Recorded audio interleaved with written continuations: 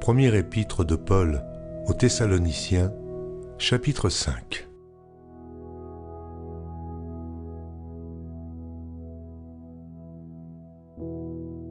Pour ce qui est des temps et des moments, vous n'avez pas besoin, frères, qu'on vous en écrive.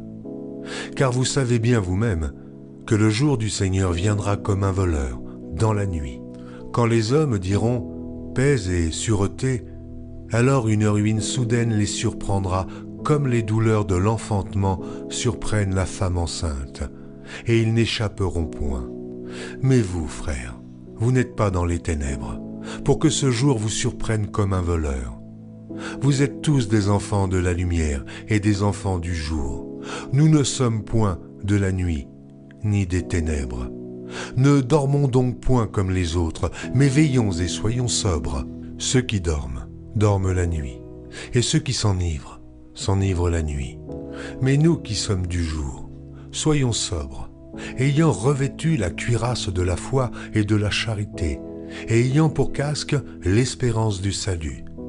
Car Dieu ne nous a pas destinés à la colère, mais à l'acquisition du salut par notre Seigneur Jésus-Christ, qui est mort pour nous, afin que, soit que nous veillions, soit que nous dormions, nous vivions ensemble avec lui.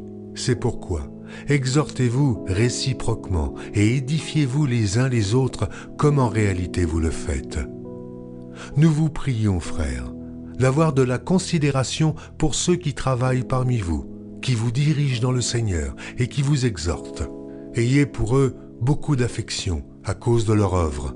Soyez en paix entre vous. Nous vous prions aussi, frères. Avertissez ceux qui vivent dans le désordre, consolez ceux qui sont abattus, supportez les faibles, usez de patience envers tous. Prenez garde que personne ne rende à autrui le mal pour le mal, mais poursuivez toujours le bien, soit entre vous, soit envers tous. Soyez toujours joyeux, priez sans cesse. Rendez grâce en toutes choses, car c'est à votre égard la volonté de Dieu en Jésus-Christ. N'éteignez pas l'esprit, ne méprisez pas les prophéties, mais examinez toutes choses, retenez ce qui est bon. Abstenez-vous de toute espèce de mal.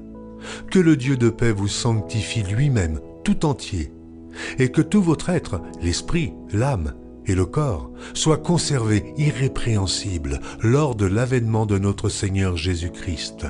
Celui qui vous a appelé est fidèle, et c'est lui qui le fera. Frères, priez pour nous.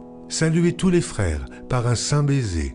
Je vous en conjure par le Seigneur, que cette lettre soit lue à tous les frères. Que la grâce de notre Seigneur Jésus-Christ soit avec vous.